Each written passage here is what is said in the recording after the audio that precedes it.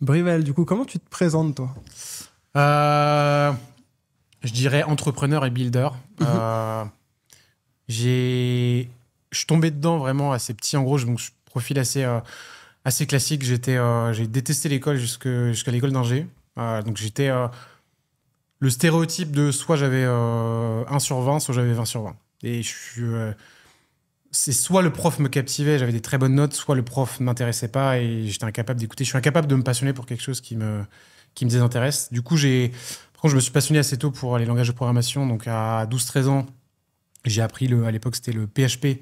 Je parlais pas anglais, donc tu avais le site du zéro qui est devenu Open Classroom, fait par Mathieu Nebra à l'époque, je me rappelle. Donc j'avais appris le PHP, MySQL, JavaScript à l'époque sur le site du zéro. Et j'ai eu la chance de faire un jeu à mes 15-16 ans, Mhm. qui était un clone de game.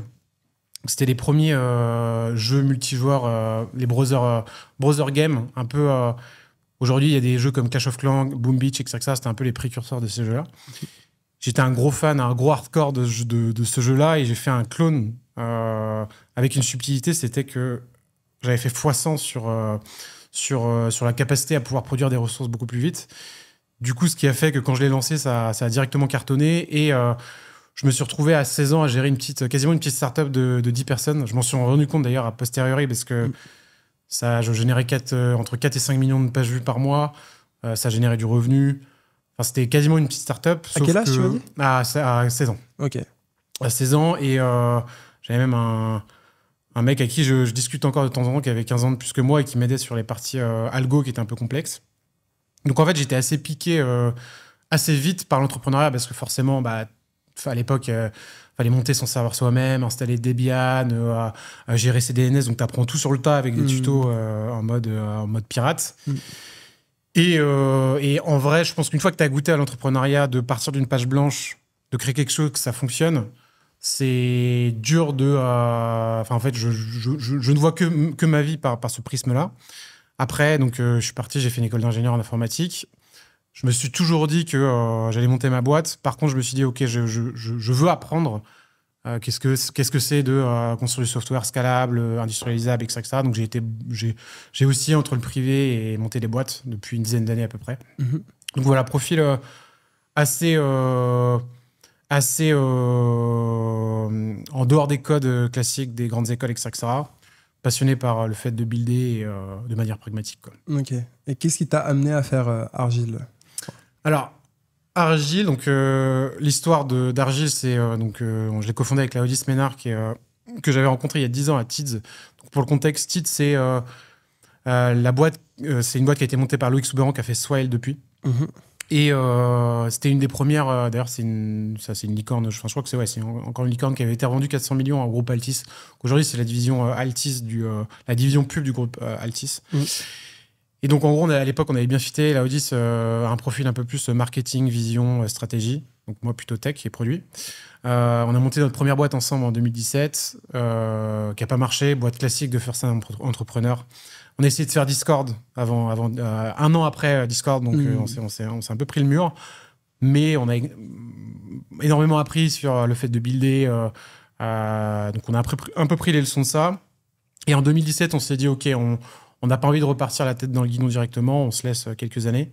Donc en fait, ce qui s'est passé, c'est que moi, je suis retourné bosser dans le privé, j'ai bossé pour des boîtes d'AI européennes.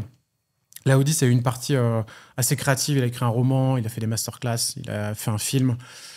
Donc en fait, quand... Il y avait déjà la vidéo qui était dans Ouais, exactement. Ok. En fait, moi, comme Laodis, on est tous les deux passionnés par la création de contenu. J'avais fait une chaîne sur TikTok d'éducation sur le code. Lui sur les éducations startup. Et ce qui s'est passé, c'est que on a vite abandonné parce qu'on a d'autres projets. On n'est pas créateur de contenu en full time. Donc moi, je crois que j'ai tenu 6 mois à faire un short par jour. Laodis, pareil. Et on s'est dit, il y a une vraie pain là-dessus sur comment tu produis. Parce que surtout le format short, tu as besoin de produire au quotidien. Et quand c'est pas ton job full time, comment tu fais pour produire au quotidien? Et ça devient vite assez painful et t'abandonnes. Donc en fait, le projet initial d'Argile, c'est comment on permet à des créateurs de contenu de pouvoir, avec ce concept d'AI Avatar, de créer du contenu et de la vidéo beaucoup plus facilement. Avec cette vision sur le fait que la vidéo, c'est le contenu que tout le monde aime consommer, c'est le contenu le plus dur à faire. La preuve en termes de coût de production. Et donc l'idée d'Argile, c'est de rendre... Enfin, la vision, c'est de rendre aussi facile de créer une vidéo, de faire un tweet, en fait. Et on pense que si on arrive à craquer ça, un peu comme Shopify a fait exploser le marché de l'e-commerce, bah on va faire 100x le marché de la vidéo. Donc c'est un peu la vision aujourd'hui. Ok. Vous avez commencé à bosser dessus quand? Donc on s'est recommit avec Laodis il y a 3 ans. Ok. Pour le contexte, la première, on a bossé pendant 9 mois sur un projet qui s'appelait Snippets, qui n'était pas du tout en rapport avec la vidéo. C'était en rapport avec le knowledge, donc c'était assez connexe à ce qu'on aime, donc le knowledge et la transmission de manière générale. Et en fait, ce qui s'est passé, c'est qu'on a build ce produit-là pendant 9 mois, et en novembre 2022 est arrivé ChatGPT, qui a un peu rabattu les cartes pour toutes les startups. Ce qui s'est passé, c'est qu'on avait parlé à Jean de la Roche-Brochard, d'ailleurs, je crois que tu l'avais reçu quelques mois avant. Et donc, il avait bien kiffé l'équipe, mais il avait passé sur le fait que l'outil qu'on était en train de build, c'est vrai que c'était compliqué de faire une billion là-dessus, c'était un peu un outil de niche. Mais il a dit, on se reparle dans quelques mois. Et en fait, ce qui s'est passé, c'est qu'il y a eu ChatGPT, on s'est dit, OK, c'est soit on repart d'une page blanche, soit on fait un autre truc. Et en fait, on a pitché donc en décembre. Le 7 décembre 2022, on part en roadshow avec une page blanche. Donc, en fait, ça faisait 6 mois qu'on bossait sur un autre truc, mais on se dit, il faut qu'on burn the boat et qu'on reparte à zéro sur un truc. Et l'histoire, c'est on fait un deck, on envoie le deck à Jean de la Roche-Brochard. 5 minutes après, il prend un slot dans le calendrier de Laodis. On lui parle le lendemain. Ouais. En un quart d'heure, on a son commit de Kima pour cette idée-là. Et après, tout s'est enchaîné. Il nous a fait présenter les bonnes personnes. Et on a signé une term sheet avec Sitcom, qui est un fonds précis basé au UK. Donc tout s'est enchaîné très vite. Mais l'idée initiale d'Argile, la V1 d'Argile, c'était un outil de no-code qui permettait aux gens non-tech de pouvoir exprimer des workflows en AI. Donc rien à voir avec la vidéo. Ok, ouais. Mais c'était un peu la genèse. Et c'était un peu un... En fait, on a piqué cette idée parce qu'on s'est dit, OK... ChatGPT vient d'arriver, on est sur des sables mouvants. On sait que tout bouge tous les mois. Et à l'époque, il n'y avait pas encore le concept d'agent, il n'y avait pas tous les concepts techniques autour des LLM comme le RAG, le function calling, tout ce qui permet aujourd'hui de créer des apps AI. En fait, on a build ce truc pendant 6 mois en étant dans une démarche un peu de faire un truc un peu horizontal. Et la réalité, c'est que on avait un peu de pain à trouver des vrais use cases parce que les LLM n'étaient pas encore assez performants. Donc ça, c'était la première raison de pourquoi on s'est dit, OK, faut peut-être qu'on bouge. Et la deuxième raison, et c'était la plus grosse raison, c'est qu'il n'y avait pas de founder market fit. On parle souvent du product market fit, donc le fait qu'un marché rencontre un produit. Mais il y a aussi un topic, c'est le founder market fit, c'est est-ce que tu es la bonne personne pour faire ça? Et vu que la somme de ma personnalité plus la somme de la personnalité de Laodis, donc lui qui est très créatif, il adore la vidéo, il adore raconter des histoires, plus ma personnalité, en fait, ça aurait pu coller s'il y avait eu 2 profils comme moi, entre guillemets. Tu vois, la majorité des boîtes qui réussissent à faire des outils de workflow et stick à ça pendant 5-10 ans, parce qu'au final, monter une boîte, ça prend entre 5 et 10 ans, ça va plutôt être des profils de tech ensemble. Et là, ça fonctionne. En fait, en octobre, donc il y a un an et 3 mois, on s'est dit, OK, soit on continue à itérer là-dessus, mais on n'avait pas de conviction. Et on se mentait même un peu à nous-mêmes en disant il n'y a pas de marché, mais la réalité, c'était plutôt qu'on n'avait pas envie de faire ça. Et du coup, on est reparti from scratch. Et on s'est dit, donc là, on s'est vraiment posé les bonnes questions de qu'est-ce qu'on aime faire, quels sont les marchés qu'on pense être en croissance dans les futures années, et comment on fait de l'IP. Donc du coup, on a un peu breakdown le truc, donc on est vite arrivé à la vidéo. Et donc, il y avait... plein d'opportunités sur la vidéo. Et on s'est dit, on va faire la première idée d'Argile, c'était un repurposer de contenu. Donc, prendre par exemple un podcast de 2 heures et comment tu transformes ça en des shorts. Donc, il y a plein de boîtes qui essaient de faire ça. T'as Agen qui est arrivé en septembre 2022, qui avait fait un peu de bruit, mais qui n'avait pas un positionnement content créateur. Et donc là, on a littéralement passé 4 mois à faire un modèle.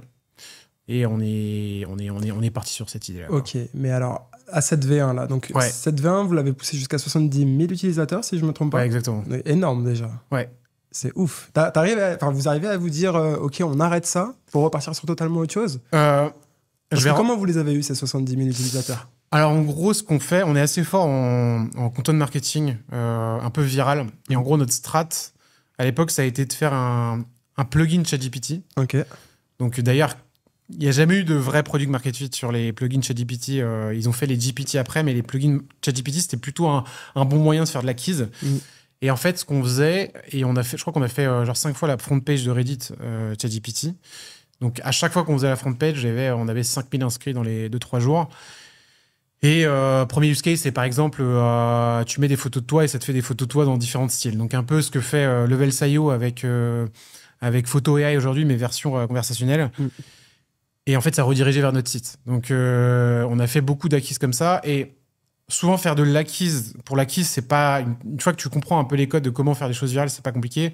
Ce qui est compliqué, c'est que dans les mecs qui arrivent, que ce soit une ACP bien précise et que tu craques un vrai problème. Et du coup, ça peut être un vrai problème pour certains entrepreneurs d'avoir autant d'utilisateurs parce que tu te dis, tu as craqué quelque chose. Mais la réalité, c'est qu'on avait plein de grappes de 100 personnes qui avaient des problématiques différentes. Donc, quand tu te retrouves avec une masse de personnes avec des personas différentes, avec des ICP différents, donc ICP, c'est quoi ton profil, ton customer idéal. Bah, tu te retrouves à avoir un peu un play schizophrénique, c'est sur quoi on se focalise. Et toutes ces verticales, elles étaient trop différentes et il n'y avait aucune qui nous plaisait. Et du coup, pour le coup, je dois rendre à César. L'Audi, c'est bien meilleur que moi pour burn the boat quand il faut burn the boat. Et en fait, on s'est retrouvé dans cette situation où il fallait de toute façon changer de direction. Et l'erreur souvent quand on est dans cette situation, c'est de vouloir transformer quelque chose qui marchotait en se disant on va récupérer notre user base, on va transformer notre produit. Et au lieu de faire ça, on a vraiment fait page blanche. On n'a rien récupéré. Ce qui est marrant, c'est on a récupéré la code base, mais au final, c'était juste le framework de comment le projet était structuré. Mais toute la code base a été trashée pour repartir sur un nouveau projet, quoi. Ok. À ce moment-là, vous aviez déjà postulé chez YC ou pas? On avait postulé, donc la deuxième fois qu'on postule, c'était sur le premier play, donc Workflow Agents. On n'a pas été pris. Donc on a été quand même dans le top 10 des candidatures, mais je pense qu'ils le ressentent ça. On n'avait pas le bon profil, le bon funder market fit là-dessus. Okay. Tu penses que c'était ça le problème plus que la ICP? Je pense que sur une boîte donnée, YC va recevoir 50 fois la même idée. La question qu'ils vont se poser, c'est pourquoi toi, d'ailleurs, c'est une question que Jean nous avait posée aussi, c'est pourquoi vous? Et souvent, il faut avoir un edge. Ça peut être un edge technique si tu viens d'une big tech ou un truc comme ça. Soit ça peut être un edge sur une compréhension d'un market. Et en l'occurrence, le Play Workflow, le Play Assistant, on n'avait pas de edge en termes de founder. On avait un truc qui fonctionnait, mais il y avait trop de boîtes qui essayaient de faire ça. Et en plus, on était en concurrence directe avec OpenAI qui faisait de sortir ses agents, ses GPT dans la plateforme. Donc, c'était très compliqué. Et on était aussi en frontal avec des boîtes comme Dust, par exemple, qui avaient 1 an d'avance. Donc, c'était obvious que ça allait être assez compliqué, quoi. Donc, le timing n'était pas bon. Ok. Et donc, comment vous arrivez à switch de ce produit-là à la version d'après pour après rejoindre YC? Alors, l'histoire... Comment vous trouvez le playbook, quoi? L'histoire, c'est... donc, on breakdown le problème, on acte le fait qu'on a envie de se focus sur la vidéo. En octobre-novembre, là, on commence à un peu explorer. Donc, on n'a pas acté sur on s'est pas dit, OK, on va faire ça. C'est plutôt, OK, on fait la discover, on regarde les technos sur la vidéo, on regarde les modèles, etc. Et ce qui s'est passé, c'est que donc il y avait Agent qui était arrivé. Ouais. Il y a plusieurs manières de faire des AI avatars. Tu as une manière full 3D. Le problème, c'est que tu es encore dans la Uncanny Valley. Même les boîtes state of the art qui essayent de faire ça, tu as tous les problèmes que tu as quand tu fais de la vraie 3D. Donc, problème de lighting, de peau, enfin, c'est pas réaliste. Soit tu prends une vidéo originale et tu refais que le visage. Et là, ça marche du tonnerre parce que c'est pas render, c'est généré. Donc, c'est la vraie différence. Et c'est pour ça, d'ailleurs, que c'est réaliste. Okay. Et ce qui se passe, c'est qu'on regarde tout ce qui se fait d'un point de vue d'open source. Donc, c'est les modèles fameux Wave to Lip. C'est les modèles où tu donnes un audio et une vidéo et il vient te refaire la synchro labiale. Et en fait, on se rend compte qu'en open source, tu n'as pas une seule techno qui arrive un dixième de la cheville de ce que faisait Agen. Donc là, on se met à lire tous les papiers de recherche sur le sujet. On lit tous les papiers de recherche sur le sujet. Et là, on tombe sur une architecture qui date de 2020 assez intéressante. Et on fait un bet là-dessus, sur cette architecture-là. On se dit, OK, on va passer... on se donne un mois pour voir comment ça avance. Et là, du coup, on réimplème le papier de recherche. Donc, souvent, tu as assez peu d'infos dans les papiers de recherche. Tu vas avoir l'approche. Mais en fait, derrière, il faut que tu trouves les technos pour toutes les briques que tu peux réutiliser en open source. Donc après, il y a plein de différentes briques à différentes granularités. Et après, tu itères et tu avances. Et on se retrouve à devoir craquer les 3 problèmes que tu as à craquer quand tu fais des talking heads. C'est la synchro labiale, donc que ce soit synchronisé quand tu parles dans toutes les langues. La photographie, donc que tu n'aies pas d'artefact, que ce soit la même barbe que la personne, que ce soit pas flou, que ce soit les mêmes dents, etc. Artefact, tu veux... Artefact, c'est par exemple si je me mets à parler et que j'ai un double dent ou que ça devient flou. Malformation, quoi. Ouais, voilà. C'est que souvent les modèles, d'ailleurs, les modèles open source sont encore dans cette uncanny valley-là. Tu les vois, même tu as des scams. Il y a eu un scam avec Cyprien où il y a quelqu'un qui a utilisé un deepfake de lui pour faire la promotion d'un crypto-scam. Ouais. Et si tu regardes bien et si tu zoomes, c'est obvious que c'est un deepfake parce que c'est mal synchronisé. Et de 2, la photographie, elle n'est pas parfaite. Du coup, c'est ces 3 problèmes-là à craquer. Et en fait, ce qui s'est passé, c'est qu'on les a craqués les uns après les autres. Donc attends, le 3e, tu m'as dit ? C'est le style d'expression. Ouais, je ne l'avais pas cité. Ouais. C'est celui qui est le plus subtil, qui d'ailleurs, on avait craqué à 80%, et là, on a repassé un an derrière. J'en parlerai après. Mais du coup, tu as ce 3e problème, c'est que tu peux faire un modèle qui parle de manière synchronisée. Par contre, chaque personne a une manière singulière de... Tu vois, c'est un peu comme des empreintes digitales rattachées à l'expression. Tu as des gens qui vont parler avec la lèvre supérieure qui ne va pas bouger. Tu as des gens, leur bouche est entièrement ouverte en permanence. Trump, par exemple, c'est assez drôle. Si tu regardes une vidéo de lui, ses lèvres ne se touchent jamais. Et donc, il a toujours la bouche ouverte. Donc, en fait, chaque personne a un style d'expression différent. Et quand tu essayes de faire un truc générique, bah, tu peux faire un truc qui va marchoter, mais si tu connais la personne, tu vois que c'est pas naturel et ça va dissonner. Et du coup, on s'est dit, OK, on essaye de craquer ces 3 trucs-là. Donc, on a mis un mois pour craquer la photographie, un 2e mois pour craquer la synchro labiale et quasiment un mois et demi, 2 mois sur le style d'expression. Et en fait, on s'est retrouvé en mars 2024 avec un modèle state of the art, avec un breakthrough. Et du coup, ça nous a mis dans la position où on a refait un tour de table avec Ixuti, qui est un fonds suédois, et on est rentré à OIC derrière ça. Mais vous n'aviez pas trouvé votre SCP à ce moment-là ? Non, pas du tout. Là, on savait que détenir une techno comme ça débloquait énormément de use case. Ouais. Et après, la vision Day One... on s'est dit, OK, c'est cool, on a un modèle. On a un peu un edge parce qu'on détient le modèle, du coup, on peut l'optimiser, etc. Mais c'est pas ça qui fera notre défensabilité. Il y a beaucoup de débats aujourd'hui sur comment tu crées de la défensabilité, donc le fameux moat. Donc moat, pour ceux qui parlent pas anglais, c'est les douves. C'est comment tu crées des douves pour ta boîte pour que si au final, en une semaine, tu peux cloner un software, c'est quoi la défensabilité ?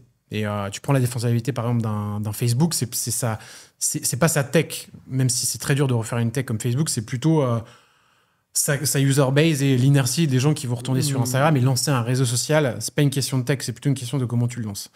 Du coup, nous, Day One, on s'est dit, OK, sur la vidéo, il faut qu'on arrive à créer un produit, et c'est la vision directe, c'est que la North Star, c'est pouvoir créer une vidéo pour les réseaux sociaux, donc sans avoir à passer 2 heures dans CapCut ou dans Adobe Premiere.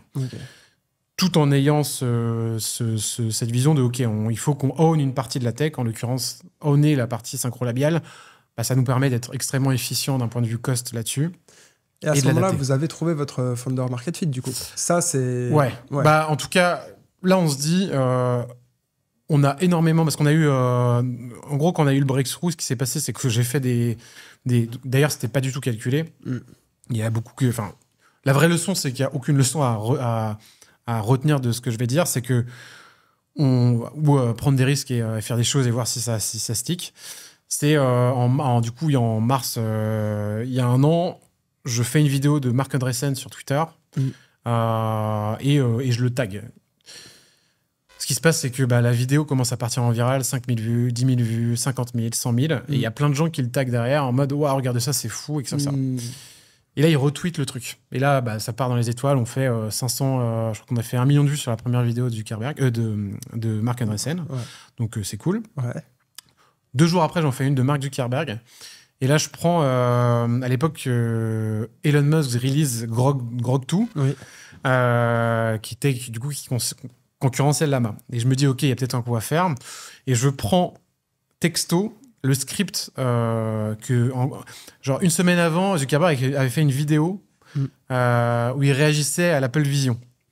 Il était un peu salé, où il disait « Ouais, j'ai testé le Vision, en vrai, c'est pas ouf, le MetaQuest, c'est bien mieux, en vrai, testez-le, et Apple, on va les bouffer, et en plus, on coûte un tiers du prix. » Et je me dis, en fait, il y a Elon Musk qui sort Grok 2, qui est un peu une concurrence à Llama.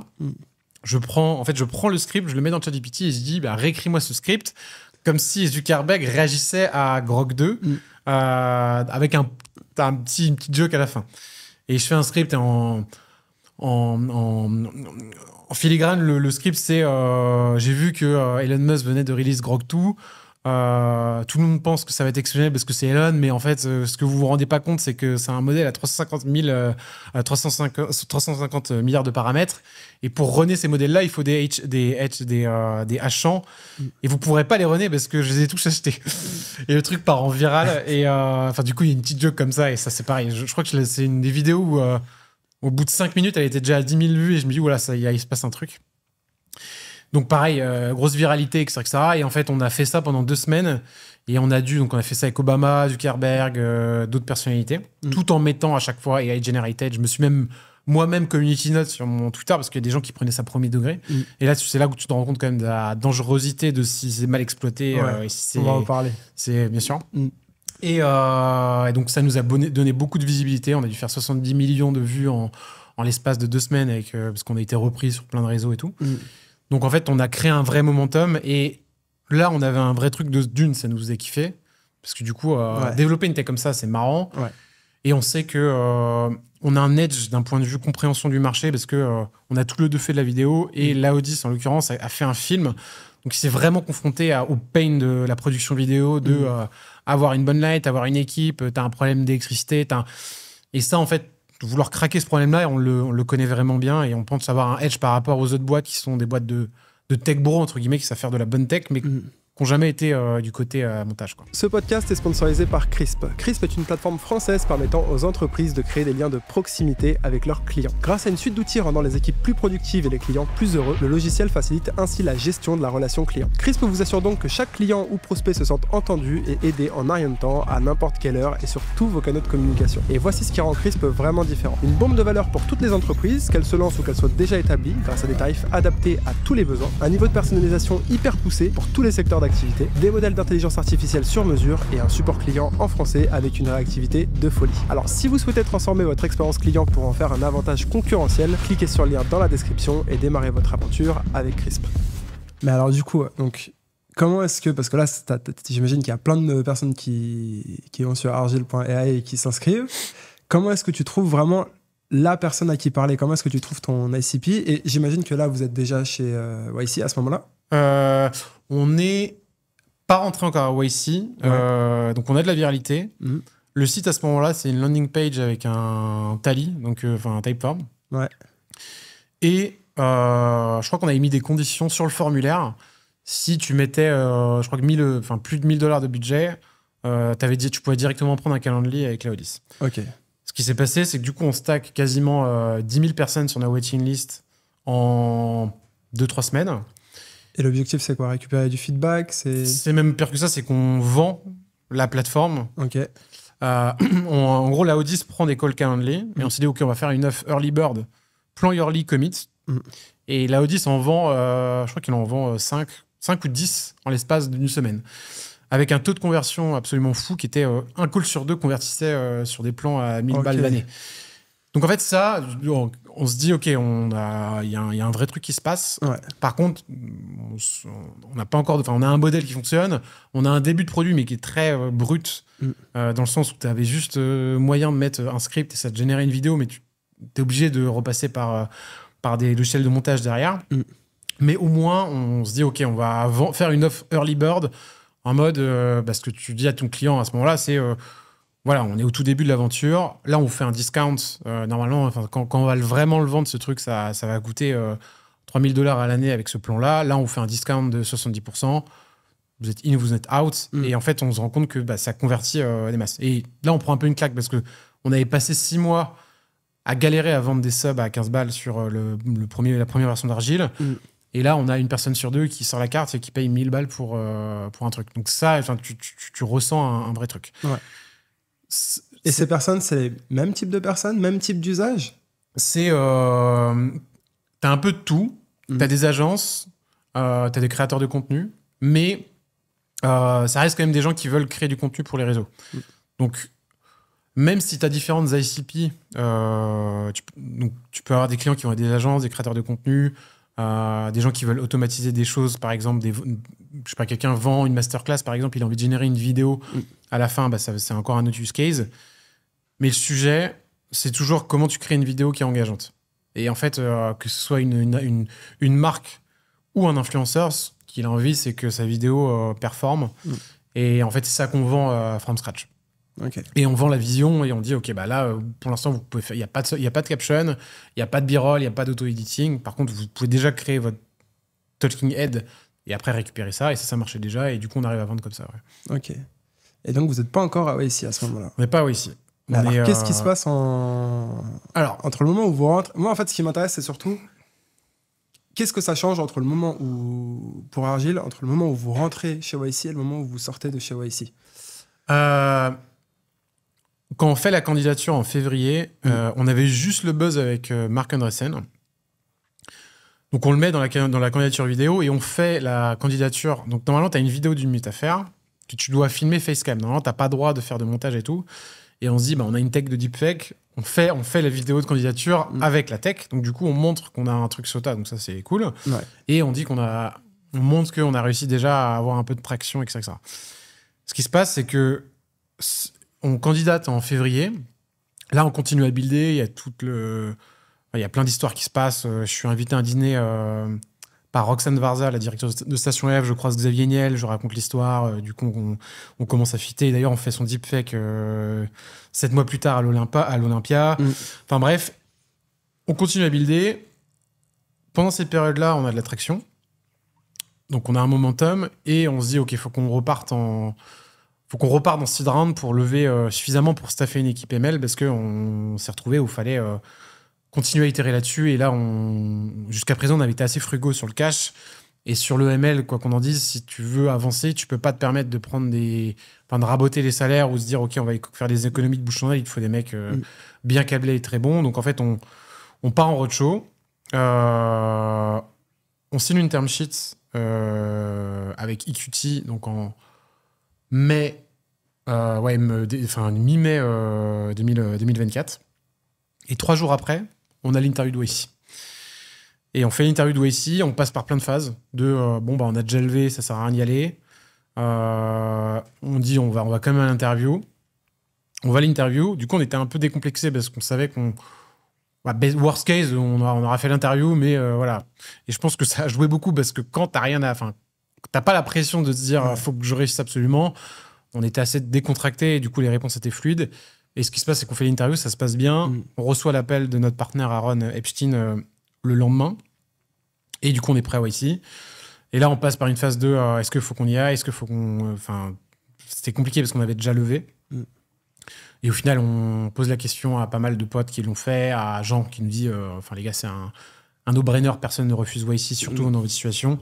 Du coup, on accepte, on part à YC et du coup, on a passé l'été là-bas là-dessus. Et ça a été une période assez cool parce que ça nous a permis vraiment de builder une première version de l'éditeur, de stabiliser le modèle. On a commencé à bosser sur la nouvelle version du modèle du coup, qui sort maintenant.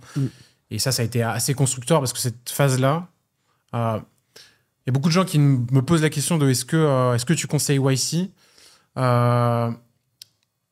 Je pense que ça dépend ce que tu fais. Déjà, est-ce que tu veux targeter un marché américain? Est-ce que tu es first-time entrepreneur? Il y a plein de variables. Pour nous, ce qui a été instrumental, c'est vu qu'on target le marché US en first, faire Y Combinator, du coup, c'est la meilleure porte d'entrée parce que d'une, tu as le tampon. La brand de YC est absolument incroyable. Dès que tu veux cold emailer quelqu'un et que tu as une boîte de YC, ça te donne énormément de crédibilité.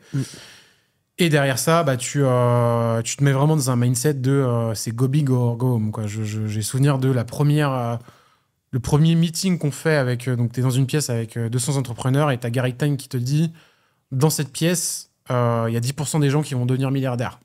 Donc, faites-vous pote avec tout le monde. Ceux qui vont rater leur boîte, allez bosser pour les gens, remonter des boîtes, etc. Mais vous êtes pas là pour. Vous êtes là pour faire des choses huge. Et d'ailleurs, je me disais, pendant ce moment-là, je me disais, tu prends exactement texto le même discours en France, ce serait repris, ce serait shorté, et il y aurait 10 000 commentaires en dessous en disant c'est quoi cette arrogance, cette folie des grandeurs. Et en fait, je pense qu'on sous-estime en France le côté toxique de brider l'ambition, même un peu arrogante, des first-time entrepreneurs, de dire moi, je veux devenir le futur Mark Zuckerberg. Et souvent, on dit ouais, mais commence par faire une boîte commence par faire ton premier million. Oui, mais évidemment qu'il faut passer par ces phases-là. Mais souvent, rêver et se dire je vais faire un truc et être un peu délusionnel là-dessus, ça permet justement de viser très très haut. Et quand ton objectif c'était de faire une boîte à 10 milliards et qu'en fait tu fais une boîte à 100 millions, c'est cool, tu as déjà fait une boîte à 100 millions. Ça sera peut-être un échec pour toi, mais voilà. Quand ton premier objectif c'est de faire une boîte, tu te dis je veux faire une boîte moi je veux faire une boîte à 10 millions, en fait tu fais une PME et t'es très content, quoi. Et du coup, c'est ce contexte-là où tu t'es vraiment que avec des tueurs. Donc, t'as plein de... T'as le profil classique de Big Tech, t'as le profil classique du mec qui a 22 ans, qui sort d'études et qui est absolument brillant. T'as des repeat funders, ça on a été extrêmement étonnés. T'as des mecs qui achètent leur boîte 100 millions qui refont Y Combinator, juste pour le contexte. Donc en fait, c'est un peu une somme de plein de choses. Ça dépend de ton stade en tant qu'entrepreneur. Si t'es first time, du coup, ils vont t'amener plein d'éducation. Un peu ce que faisait The Family sur leur mantra. Je crois que c'était 80% des erreurs faites par les... Ça inverse, hein. Un peu ce que faisait The Family. Oui, The Family faisait en France, évidemment. The Family a pris tout le knowledge de YC. Ils l'ont storytellé à la sauce Oussama Ammar et il l'a bien amené. Mais ça reste complètement le knowledge de YC. Mais je veux dire, pour ceux qui ont connu que The Family, qui ne connaissent pas YC, ça reste les tests de YC. Mais du coup, quand tu es first time entrepreneur et que tu n'as jamais été éduqué à ça, surtout d'ailleurs ceux qui sont formatés par les écoles de commerce, on t'apprend pas à monter une boîte. En réalité, on t'apprend plus à gérer une boîte qui fonctionne déjà plutôt que de faire un 0 to 1. Du coup, là, quand t'es jeune et que t'as pas encore la méta, ça peut vraiment t'aider parce que t'as un retour très pragmatique. Et après, si t'as déjà ce knowledge-là, tu vas te retrouver dans le réseau, dans l'inertie, dans la culture de ta boîte que tu crées aussi, parce que nous, on a amené 80% de l'équipe est venue à San Francisco, donc on a loué 2 appartes. Et pendant 3 mois, on bossait de 9-10 heures jusqu'à minuit, 1 heure du matin tous les jours. Et en fait, ça vaut largement le prix qu'on a dû payer pour bouger, etc. Ouais. Donc il y a plein de variables, il n'y en a pas une. C'est multifactoriel, mais c'est un net positif absolu d'avoir fait ça, quoi. Ok. Et alors, donc ça, c'est de juin à octobre dernier, 2024. Ouais. Juin, fin septembre. Tu as dit qu'en octobre, vous avez fait un gros pivot. C'était octobre 2023. C'était octobre 2023. Ouais, on faisait déjà, c'est ça. Donc, là, ça fait 1 an et demi qu'on est sur la chez YC, aucun pivot et vous avez déjà votre market fit. Okay. Qui était au final plutôt l'exception. C'est que la majorité, un bon 2/3 des boîtes qui rentrent à YC sont encore à l'état d'idée. Et d'ailleurs, moi, ça m'a choqué, c'est que tu as littéralement peut-être un bon tiers des boîtes qui pivotent pendant le batch. Okay. Et ça, c'est un truc assez... Il y a une grosse différence de culture entre les US, en tout cas, la culture de la YC, je ne sais pas si c'est globalisé à la Silicon Valley, mais c'est la capacité à, quand une idée ne marche pas, c'est OK, pas être dans les coûts irrécupérables si on passe à autre chose. Et du coup, ils itèrent pendant 2 semaines et qu'ils voient qu'il n'y a pas de traction sur une idée, ils savent la vendre, ils savent valider une idée.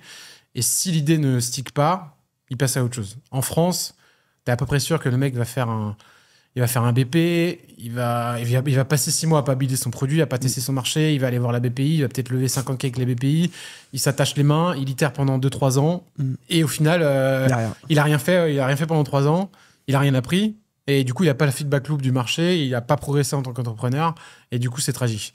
Ça, ils ont une capacité à couper très très vite. Et ça, c'est un truc que tu constates qui est une grosse différence culturelle. Et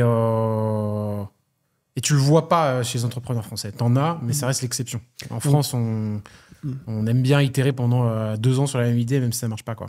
Donc toi, tu dirais que la leçon de ce que tu as appris depuis le début avec Argile et même de ce que tu as vu à Wacy, c'est que pour ceux qui cherchent leur produit market fit, faut pivoter rapidement, quoi. C'est ça l'idée?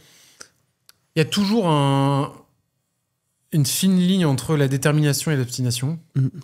Faire un pivot page blanche quand tu penses... en fait, ça revient à ce que je disais tout à l'heure. C'est si t'es pas sur un funder market fit, là, vaut mieux faire un pivot page blanche.